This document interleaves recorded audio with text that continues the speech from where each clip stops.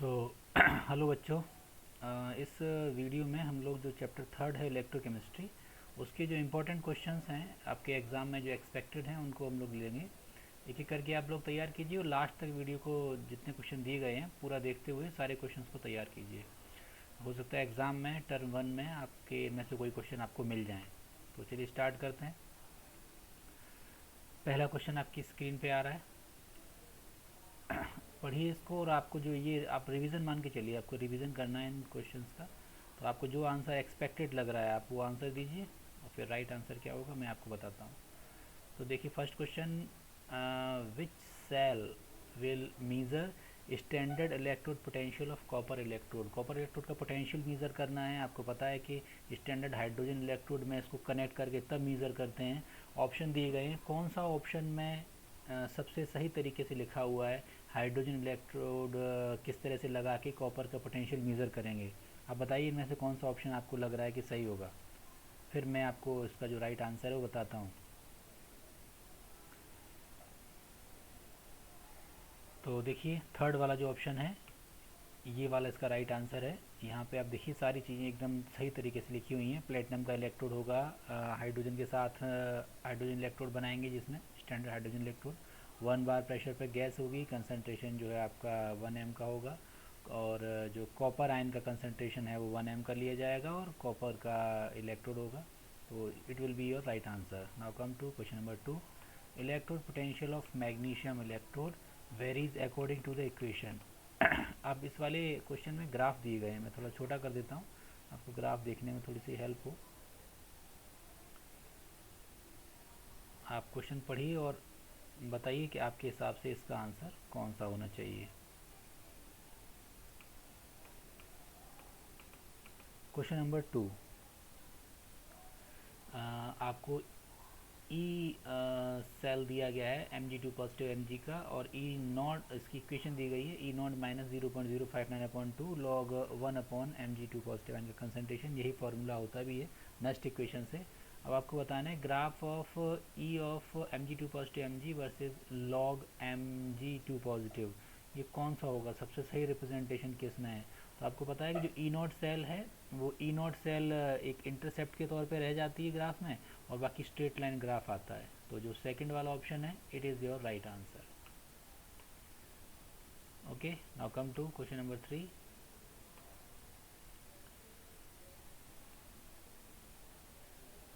Question number 3 को पढ़ लीजिए। Which of the following statement is correct, कौन सा स्टेटमेंट है इसमें से वो करेक्ट है। E cell and delta R G यानी free energy of cell both are extensive property और बोथ आर इंटेंसिव प्रॉपर्टी, और E cell is extensive property while delta R G of cell is an, अरे ये पहली वाली intensive और दूसरी वाली एक्सटेंसिव प्रॉपर्टी। तो ये क्वेश्चन करने के लिए आपको पता होना चाहिए, अपने नोट्स ओपन करके ये डेफिनेशन तैयार कीजिए। What is meant by intensive property, what is meant by extensive property. जो पाथ पे डिपेंड करें वो प्रॉपर्टी क्या होती हैं, जो पाथ पे डिपेंड नहीं करें वो प्रॉपर्टी क्या होती हैं।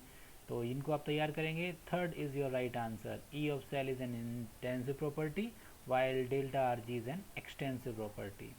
Now come to question number 4. The difference between electrode potential of two electrode when no current is drawn through it. दो पोटेंशियल के बीच का जो पोटेंशियल डिफरेंस है जब इसमें से कोई करंट नहीं निकाला जा रहा उसे क्या कहेंगे। तो बिल्कुल सही आप सोच रहे हो, इसी को इलेक्ट्रोमोटिव फोर्स कहते हैं, ईएमएफ के नाम से जाना जाता है ये। Now come to question number 5। कौन सा स्टेटमेंट रॉन्ग है इसमें से बताना है। About inert electrode, inert electrode cell का होता है उसके बारे में कौन सा स्टेटमेंट रॉन्ग है। It does not participate in cell reaction, जो इनर्ट इलेक्ट्रोड है वो सेल रिएक्शन में पार्टिसिपेट नहीं करता है। It provide surface either for oxidation और reduction, it provide surface for conduction, it provide surface for redox reaction. तो इनर इलेक्ट्रोड है और रेडॉक्स रिएक्शन करा देगा, दोनों रिएक्शन करा देगा, ये बात कुछ सही नहीं लग रही है। फोर्थ वाला ऑप्शन आपका राइट आंसर होगा इस क्वेश्चन का। अगले क्वेश्चन पे आइए। An electrochemical cell can behave like an electrolytic cell. Electrochemical cell है वो इलेक्ट्रोलाइटिक सेल की तरह का बिहेव कर सकती है। सेल में से करंट लिया जा रहा है और बाहर से करंट और ज़्यादा दे दिया जाए तो क्या चेंजेस हो जाएंगे, कंसेप्ट आपने पढ़े होंगे, तो बताइए क्वेश्चन नंबर 6 का राइट आंसर क्या होगा। तो बस यही वाला है जो मैं अभी बता रहा था, बाहर से करंट और ज़्यादा दे दिया जाए, मतलब बाहर का करंट बढ़ जाए तो रिवर्स हो जाएगा। क्वेश्चन नंबर 7 पे आ जाते हैं। विच of the statement about solution of electrolyte is not correct, इसमें से कौन सा स्टेटमेंट करेक्ट नहीं है, पढ़िए देखिए। Conductivity of solution depends upon size of आइन, जो कंडक्टिविटी है वो आयनिक साइज पे डिपेंड करती है। Conductivity depends upon viscosity, viscosity भी डिपेंड करती है। Conductivity does not depend upon the solvation of आइन प्रेजेंट इन द सॉल्यूशन। अच्छा, और conductivity solution increase with temperature, तो ये नॉट करेक्ट वाली बात की जा रही है, ये वाली बात केवल गलत है, सॉल्यूशन पे वो डिपेंड कर रही है, नॉट लिख दिया यहाँ पे, बाकी सब चीज़ें सही हैं। Okay, now come to question number 8। Question number 8 में डाटा देख लीजिए, आपको ई नॉट सेल दे रहे हैं, पहले क्रोमियम के केस में, फिर क्लोराइड आयन का, फिर मैग्नीज आयन का, फिर Cr3 पॉजिटिव और Cr का। अब आपको इसमें बताना क्या है, using the data given below find out the strongest reducing agent, सबसे ज़्यादा रिड्यूसिंग एजेंट कौन सा है ये आपको पता लगाना है। स्ट्रॉन्गेस्ट रिड्यूसिंग एजेंट, तो बताइए कैसे पता लगाएंगे इसका। तो ये सीधा सीधा फंडा है, जिसका इलेक्ट्रोड पोटेंशियल जितना ज़्यादा नेगेटिव होता है वो रिड्यूसिंग एजेंट उतना ही बढ़िया होता है। क्रोमियम का है, so it will it's answer chromium. 8th question का सेकंड। अब ये डाटा याद रखिएगा, इसी के बेस पे अगला क्वेश्चन है। अगले क्वेश्चन में देखो आपसे क्या कह रहे हैं, अगले क्वेश्चन में कह रहे हैं इस डाटा के बेस पे ये बताओ कि सबसे बढ़िया ऑक्सीडाइजिंग एजेंट कौन सा होगा। तो ऑक्सीडाइजिंग एजेंट इसका रिवर्स देख लेना है, जिसका ई नॉट वैल्यू सबसे ज़्यादा पॉजिटिव है, यानी कि ये लिखा हुआ है Cr2 7/Cr3 पॉजिटिव। तो इसके हिसाब से बताइए इसका आंसर क्या हो जाएगा। स्ट्रॉन्गेस्ट ऑक्सीडाइजिंग, यहाँ पे पूछ रहे थे रिड्यूसिंग एजेंट, है ना, और उसके बाद में यहाँ पे पूछ रहे हैं ऑक्सीडाइजिंग एजेंट। अच्छा, तो इससे ज़्यादा तो ये 1.51 मैग्नीज का है, क्रोमियम का 1.51 मैग्नीज वाला, तो बिल्कुल सही आंसर हो जाएगा सेकंड वाला आपका, 9th का सेकंड टिक कर देंगे। Now come to next question, using the data, इसी डाटा के बेस से बताना है। Find out which option of order reducing agent is correct, reducing agent का ऑर्डर बताना है कौन सा सही है। तो आपने भी पता लगा लिया था सबसे ज़्यादा कौन सा था, वहीं से स्टार्ट कर दीजिए। तो सबसे बड़ी order of reducing power is correct, the order of reducing power कम होती चली जाती है, तो पहले रिड्यूसिंग पावर सबसे ज़्यादा हो वो लिखना है, मतलब डाटा आप देख लीजिए, ये डाटा आपके सामने है, क्वेश्चन नंबर 8 में डाटा दिया गया था, और क्वेश्चन नंबर 8 के डाटा के हिसाब से क्वेश्चन नंबर 9 आपको करना, 9 तो आपने कर लिया, क्वेश्चन नंबर 10 करना है। Using the data given question 8 find out in which option the order of reducing power, order of reducing power is correct. तो रिड्यूसिंग पावर सबसे ज़्यादा क्रोमियम की थी, आपने निकाल लिया था, उसके बाद Cr की, फिर Cl की, तो यही वाला ऑप्शन चलेगा। क्रोमियम से स्टार्ट हुआ था, सबसे ज़्यादा क्रोमियम था और सबसे कम मैग्नीज बना था, ऑक्सीडेशन पावर ज़्यादा मतलब रिड्यूसिंग पावर कम। क्वेश्चन नंबर 11 पे आ जाइए। क्वेश्चन नंबर 11 यूजिंग, अब उसी डाटा से बोलना है, find out the most stable ion in the reduced form, सबसे ज़्यादा स्टेबल आयन कौन सा होगा, सबसे ज़्यादा स्टेबल आयन, तो देख लीजिए डाटा आपके सामने है, ये मोस्ट स्टेबल आयन, सबसे ज़्यादा ऑक्सीडाइजिंग पावर तो इसकी निकल रही है, तो इन्हीं में से होगा, बताइए कौन सा होता है। चैट बॉक्स में भी आप लिख सकते हो अगर आपको आ रहा है समझ में तो। क्वेश्चन नंबर 11, तो ऑप्शन आपने सोच लिया होगा, 4th is the right answer, manganese होगा। अब फिर उसी क्वेश्चन, उसी डाटा से क्वेश्चन है, find out the most stable oxidised species, अब सबसे ज़्यादा स्टेबल कौन सी होगी, अब ये बताइए।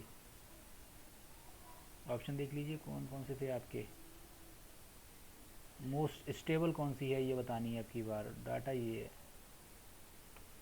तो मोस्ट स्टेबल आपको यहाँ से पता चलेगी, रिड्यूसिंग पावर जिसकी जितनी ज़्यादा कम है वहीं से स्टेबल स्पीसीज जनरेट हो रही होगी उसके आयन से।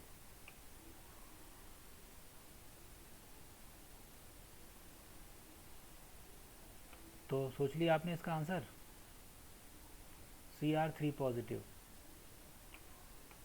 Question number 13, the quantity of charge required to obtain 1 mole of L, ये आपके सिलेबस में हालांकि नहीं है, फिर भी आप इसको करना चाहें कर सकते हैं, फैराडे लॉ से रिलेटेड क्वेश्चन है। Al2O3 बना है, तो आयोनाइज करेंगे तो पता चल जाएगा Al3 पॉजिटिव होंगे। कितने फैराडे करंट पास होगा ऐसा करने से, तो 3 पॉजिटिव चार्ज आ रहा है, तो ऑब्वियसली 3 फैराडे का ही होगा। Third is the right answer. ये सिलेबस में नहीं है लेकिन तैयार कर सकते हैं। अगला question, the cell constant of a conductivity cell, किसी भी कंडक्टिविटी सेल का जो सेल कांस्टेंट है उसकी वैल्यू तो चेंज होती है इलेक्ट्रोलाइट से, अब या चेंज होती है कंसनट्रेशन से, या चेंज होती है टेम्परेचर से, या बिल्कुल चेंज नहीं होती। तो सेल कांस्टेंट का मतलब ये है कि वो कांस्टेंट है, उसकी वैल्यू चेंज नहीं होती है। Question number 15, while charging the lead storage battery, ये भी सिलेबस में नहीं है क्वेश्चन नंबर 15 फिलहाल आपके, पर फिर भी lead sulphate anode reduce to P B, PbSO4 cathode reduce to P B, और PbSO4 cathode oxidise to P B, PbSO4 anode oxidise to PbO2। तो ये PbSO4 जो है इसका कन्वर्जन Pb में हो जाता है और ये एनोड की तरह बिहेव करता है। Come to question number 16, lambda M of NH4OH ये किसके इक्वल होगा चेक कर लीजिए। तो मतलब ये जो आपको ऑप्शन दिए गए हैं इन सब को जोड़ घटा के ये देख लीजिए कि NH4OH किससे बन जा रहा है। तो देखो यहाँ पे NH4OH है और यहाँ पे NH4Cl है और ये माइनस HCl है, तो ये प्लस का Cl और माइनस का Cl ये कैंसिल हो गया होगा। अब ये माइनस का H पॉजिटिव आ रहा है, प्लस का NH4 आ रहा है, तो ये तो कुछ मामला नहीं जमा। आगे देखो NH4OH निकालना है लास्ट में, तो यहाँ पे देखो NH4Cl लिखा है, यहाँ पे NaOH लिखा है, यहाँ NaCl लिखा है, तो ये Na आएगा प्लस में, यहाँ पे Na आएगा माइनस में, कैंसिल हो जाएगा। यहाँ माइनस में Cl आएगा, यहाँ प्लस में Cl आ रहा है, वो कैंसिल हो जाएगा। एक प्लस का OH यहाँ बचेगा और NH4 यहाँ से बचेगा, यानी कि ये वाला ऑप्शन सही है। इनको आप आयनाइज करके चेक किया करिए, आयनाइज कर लो, NH4 positive Cl negative, Na positive OH negative, Na positive Cl negative, और फिर इनको एडिशन सब्ट्रैक्शन कर लो, तो आप देखोगे ये Cl पॉजिटिव यहाँ रहेगा, यहाँ Cl नेगेटिव रहेगा, यहाँ पे OH नेगेटिव रहेगा आपका, सॉरी पॉजिटिव रहेगा, यहाँ Na पॉजिटिव रहेगा, यहाँ Na नेगेटिव रहेगा, तो Na से Na कट जाएगा, Cl से Cl कट जाएगा, बचा रह जाएगा केवल NH4 और OH, इसी को मिला के बनता है NH4OH। Come to next question,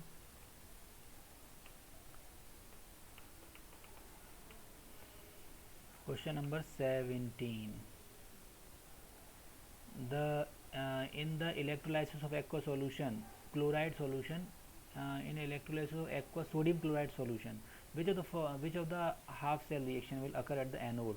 NaCl जो है वो एक्वस है, पानी में डिजोल्व कर लिया गया है, तो कह रहे हैं कि एनोड पर कौन सी रिएक्शन होगी इसमें से, वो आपको चूज़ करनी है। तो जो रिएक्शन होती है, एक तो NaCl है, आयनाइज हो जाता है Na पॉजिटिव Cl नेगेटिव में, H पॉजिटिव आयनाइज होता है H2O H positive OH negative में, अब एक उनमें से होनी है, तो आप देख लीजिए क्वेश्चन नंबर 17 में, तो ये H2 वाली रिएक्शन होगी। यहाँ पे इलेक्ट्रॉन निकलने हैं इसमें, अब इलेक्ट्रॉन निकलने वाली देखो एक सेकंड रिएक्शन एक फोर्थ रिएक्शन है, तो होने को दोनों में से कोई सी भी हो सकती है, कि दोनों के लिए आप देख सकते हो इलेक्ट्रॉन दोनों जगह निकल रहे हैं, लेकिन इनमें से वाटर के जो ऑक्सीजन के निकलने के चांसेस हैं वो ज़्यादा होते हैं।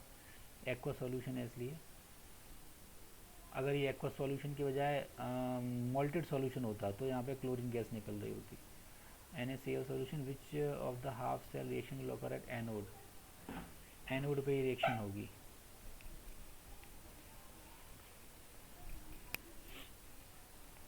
चलिए देखते हैं अगला वाला क्वेश्चन।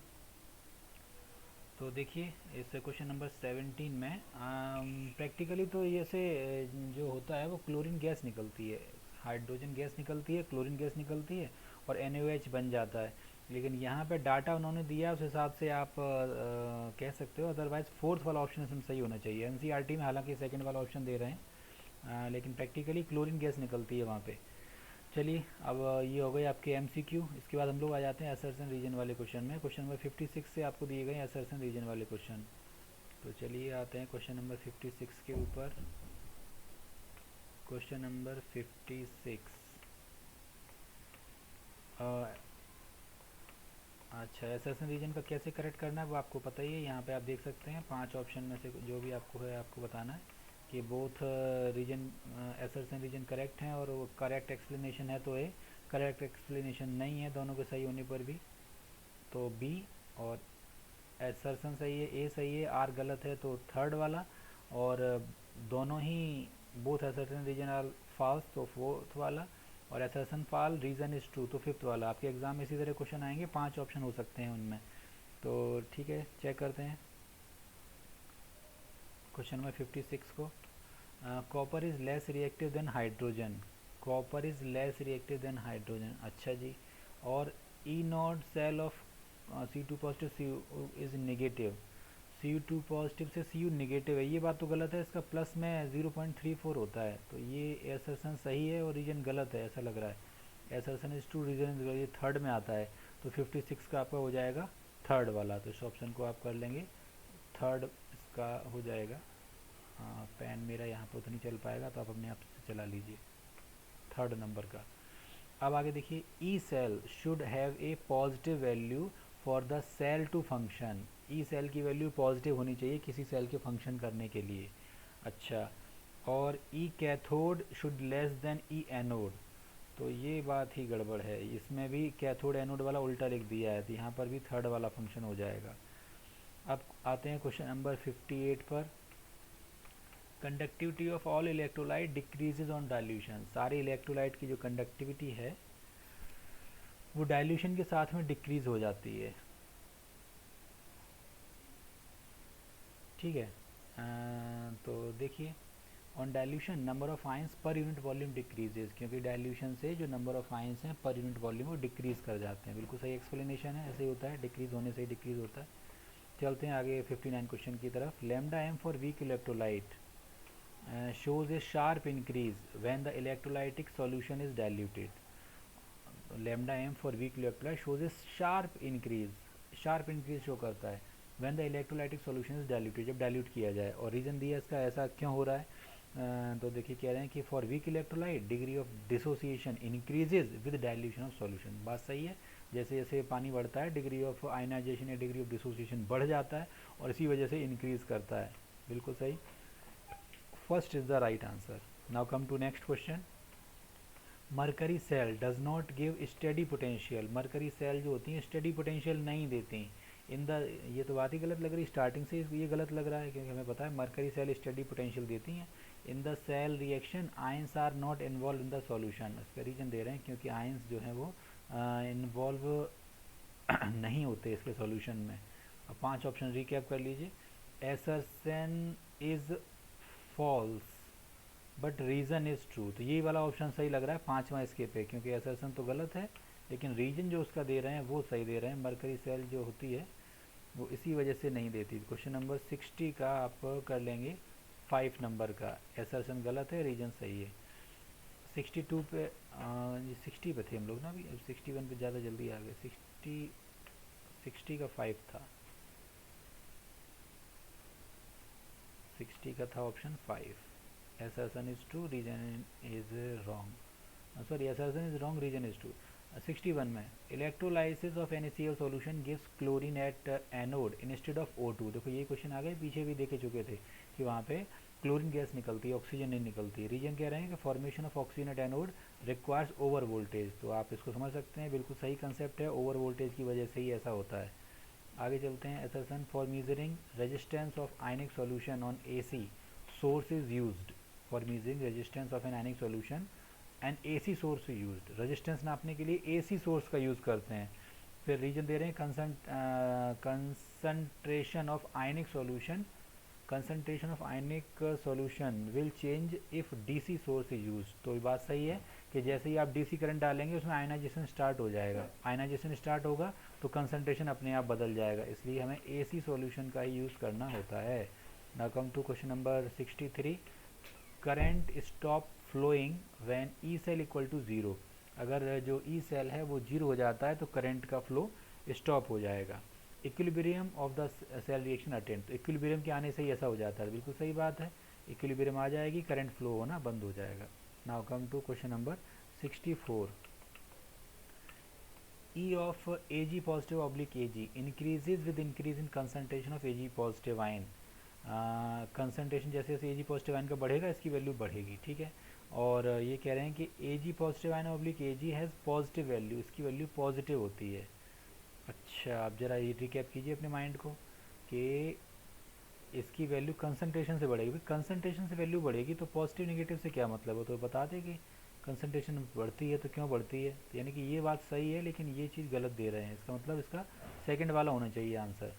एसेंस और रीजन दोनों सही हैं, सिल्वर का पॉजिटिव ही होता है, कॉपर का, सिल्वर का, गोल्ड का पॉजिटिव होता है, लेकिन ये करेक्ट एक्सप्लेनेशन नहीं है। 65 पे आते हैं, copper sulphate can be stored in zinc vessel. ये तो बहुत ही अच्छा क्वेश्चन, सबको पता होगा। Zinc is less reactive than copper, सबको पता होगा इसका आंसर, मुझे लग रहा है बताने की ज़रूरत नहीं है। जिंक कॉपर से लेस रिएक्टिव है, ये बात गलत है, आपको पता है। Copper sulphate can be stored in zinc vessel, ये बात भी गलत है, बिल्कुल नहीं किया जा सकता, दोनों ही गलत हैं। फोर्थ ऑप्शन सही हो जाएगा। ओके, सो आई होप ये क्वेश्चन आपको समझ में आए होंगे और आपने तैयार किए होंगे। तो इसी तरह के और क्वेश्चन अगले चैप्टर से हम लोग अगले वीडियो में करेंगे।